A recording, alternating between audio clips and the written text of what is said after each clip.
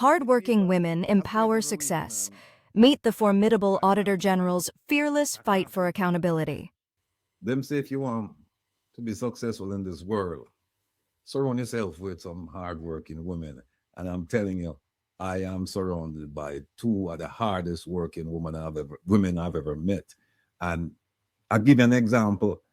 This morning, 2:00 in the morning, I think it was, producer Joan finished up the project, and she said, "Hey, check it out. Go up." I'm gonna say, I really don't want to move it, but I was up. I'm gonna say, all right, I'm gonna go on.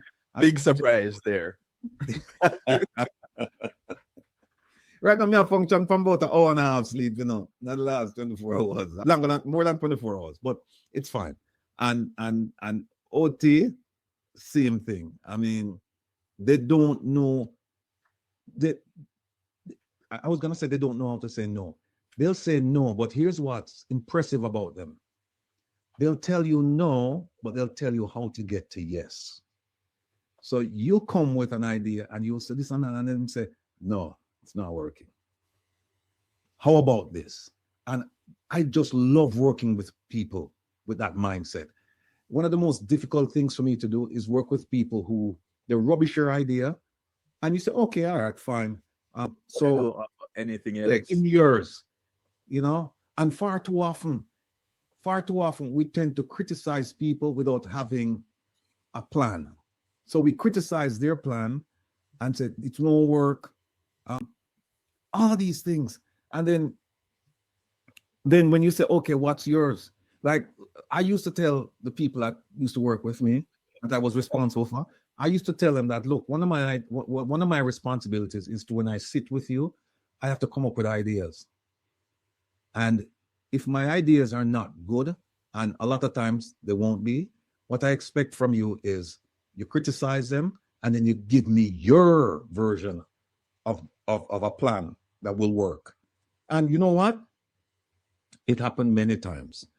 And we had a great working relationship, particularly down in Mississippi. We had a great working relationship because my door was always open. People could always stop by and chit chat. So, ladies, big up on yourself, big up on yourself, big up on yourself. All right, let's go jump into the program now. All right. So, let me start with this. We're going to split, for those of you who watched us on Wednesday, please just bear with those who didn't, because what I'd like to do is to share the Auditor General with our audience, because I would hazard a guess to say that most people have never seen her. They don't know who she is. You haven't seen her? Okay. Nope. Never seen her. And practice. All right. And I'll say a lot of people don't know her name. But I can tell you that she is a dynamic person. She is brilliant. She is fearless when she should be fearful. But the thing about it is, she's not perfect. She's not perfect. Friends from Lake say, no, Mississippi. Yeah, friends, we used to live in Jackson, Rankin County, over by the dam. I don't know if you know about that side. Nice place. But this lady, she's amazing.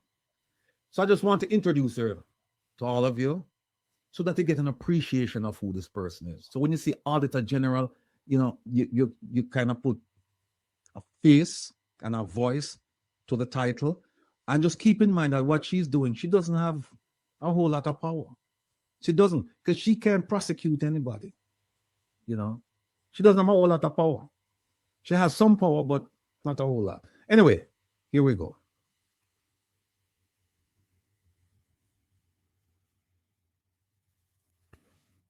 Cousins as well. So I can invite you for a confirmation, member guy. So member guy, move for confirmation. Let me skip a little bit. All right, here she is. There she is. Rochelle Bailey, Ricardo Hall, and Kevin Wright. I thought you was Kevin Steele. Mrs. Blake, could you introduce your team from the Ministry of Finance? Morning, chair members and the rest.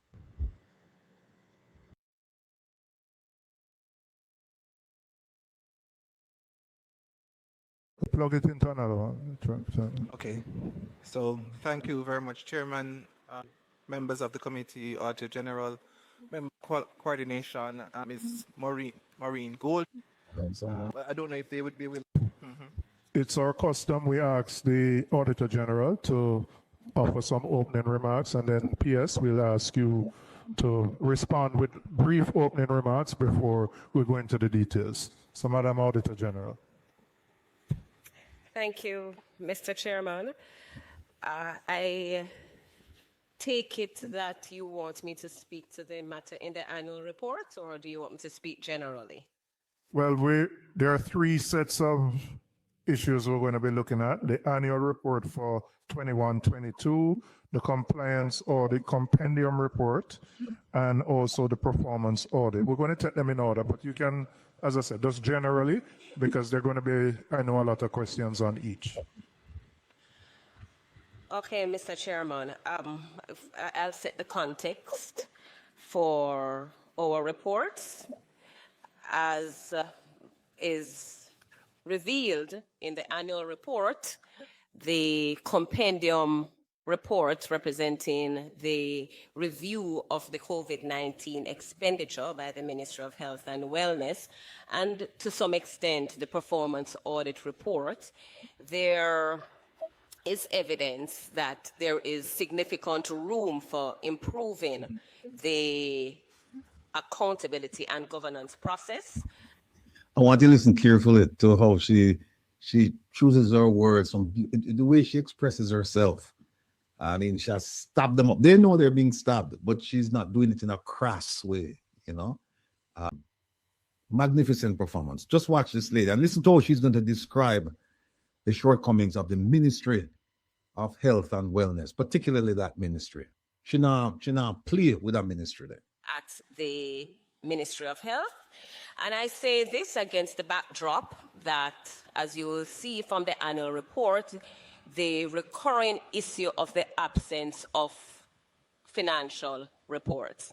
And now these financial reports are not only required by the Constitution, but you will appreciate that every organization must give account for its stewardship over the financial resources allocated and in our case, appropriated under the Act. In this case, the Ministry of Health has been found wanting for a number of years. The 2022 report speaks to a 9-year deficit, and a table is provided.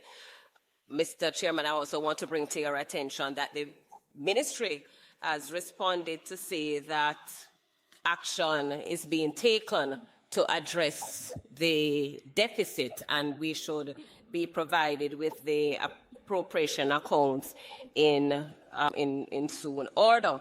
However, the ministry gave the same commitment in 2018. In fact, the annual report for 2018 said that the ministry has since indicated that the outstanding appropriation accounts will be completed by the end of the financial year 18-19. 18-19 pass, no appropriation accounts. 19-20 pass, no appropriation accounts. 2021, the ministry provided an additional reason in the frame of the challenges with the Finman system, but indicated that it had been resolved and the accounts were with the internal auditor to be reviewed. Well, 2022, we received the same explanation with the same promise to present the financial statements. Now, we're talking about in total $560 billion, Mr. Chairman, for which the ministry has not fulfilled its financial and fiduciary responsibility to provide a report on. They just give a synopsis as it relates to the COVID-19, which I believe the same weakness in the financial governance arrangement is revealed in the expenditure process for the COVID-19 expenditure. And let me just hasten to add that I do understand that it was an emergency, and of course it was unprecedented. So the ministry was expected to respond in a manner that it had not responded before or be called on to respond. However, that does not negate the need to ensure that the expenditure meets the requisite guidelines that exist and that accountability and transparency is preserved. I also want to indicate that the audit of the COVID-19 expenditure was executed in June 2020, having advised the ministry in May 2020 that we were going to execute the audit. And the purpose of that audit is not to castigate the ministry, but recognizing, as an Auditor General, recognizing the emergency situation and the likelihood that controls would be relaxed and the significant sums of money involved, because we're talking about over $8 billion that was allocated to the ministry to execute its responsibility under the COVID-19. We used the audit as a means of a preventative and a corrective measure. And so it was, whereas we did not do the real-time audit as we did for the COVID care program, I commissioned an audit that I call a near-time audit because we just didn't have the resources to do a real-time audit as we did in the other cases. So the aim of this audit really was to identify weaknesses and provide guidance to the ministry. I believe that the cover letter that we sent to the ministry, setting out our intent to audit the expenditure, actually provided, in my opinion, the expectation, something as basic as contracts, which is going to be maybe a contentious issue here this morning, Mr. Chairman. I gather that the Permanent Secretary will address his own views on that. But overall, we're talking about 690 million, I think, as at March 31st, 2021, plus 124 million for infrastructure payments that were made, that I just cannot conclude that I'm satisfied that the systems were in place and the evidence exists that the government received the value for all the monies spent, Mr. Chairman. And that's really the crux of the matter. As it pertains to the performance audit, I think that speaks for itself. We were, and I want to also just give a bit of background to say that that audit really is a part of a wider global initiative, which I believe the UN supported. The WHO would have produced a position paper that I know the Permanent Secretary is aware of in 2021, I believe. And that audit, as well as the toolkit of 2019, was used as the criteria just to assess the resilience of the health system. All right, let me just stop it right there. Just to give you a glimpse of this lady, brilliant. And you know what is, she never really she didn't have no speech set out for her opening remarks. That came straight from right or something, you know. She knows what she's doing. She's in the Auditor General for quite some time now. She knows the players, she knows the rules, she knows the events. I mean, she knows where the skeletons are. This lady, she does. And I just wish that we had more people like her in Jamaica. And she's been threatened. She's received threats over the years, and this lady, she could get a job anywhere in the world. Anywhere in the world. She has all the credentials, but she's not leaving Jamaica. And, you know, please keep her in your prayers, because this Melissa thing here, a lot of stealing going happening, and she, at least some aspects of it, she has a real-time audit, so they can tell you when the money coming in, when the money going out. But I don't think she's doing a real-time audit for the entire spectrum of assistance coming in for Melissa.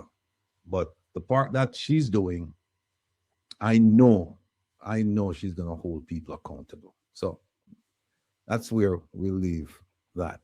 Now, I have another lady that I admire a lot in Jamaica, and I just want to play something quickly for you. That is Jeanette Calder from JAMP. She interviewed on Nationwide not too long ago, and somehow a report, I think, came out saying that she said that she made a mistake about 3 trillion missing. Let's just cut to the chase and bring. I'm gonna dig through this information, and I'm gonna dig through it, and I'm gonna figure out what the hell's going on. And Jeanette, what you said to me, which was, I remembered it, but I really didn't think about it, was you said, well, this $3 trillion that we're talking about, it did not happen overnight. There were signs about this thing going as far back as January. Could you please explain that to the public? Sure. I mean, when it came out in January, it also wasn't a shock for me because I've been reading Auditor General's report. Before JAMP started, I read 41 reports. And that is what inspired me to start, because I saw the quality of work. I saw the tenacity. I saw that regardless of the fact that Parliament and media and people not paying attention to them, this office just kept on doing the work for us. So in January, when the Gleaner, Edmund Campbell, excellent parliamentary reporter, came out and said, I think on the 21st of January, there's a $1 trillion crisis. I smiled. I said, boy, this crisis has been going on forever. But it was very good that the Gleaner was now bringing it to light. If I can just give you an example, Ministry of Education. There's a situation that even though the Ministry of Education has not given to the Auditor General by law their accounts for the last 9 years, that represents $902 billion that we don't really know how a cent has been spent. The Auditor General still goes in regardless of the fact that they're not giving her their financials, and she audits them. She audits programs and she audits projects. One of the projects or programs that she audits is the early childhood. Everybody here know that that is how we're going to fix education, investing in early childhood. And I should say this. When you think about our budget, I'm just interrupting myself for a very important second to say, when you think of our budget, folks, that $1.3 trillion, after we pay our debt, just like our parents teach us, when you get your pay, you pay your debt first, all the way you owe people. And then you rent, and then you figure out the rest. We pay our debt first.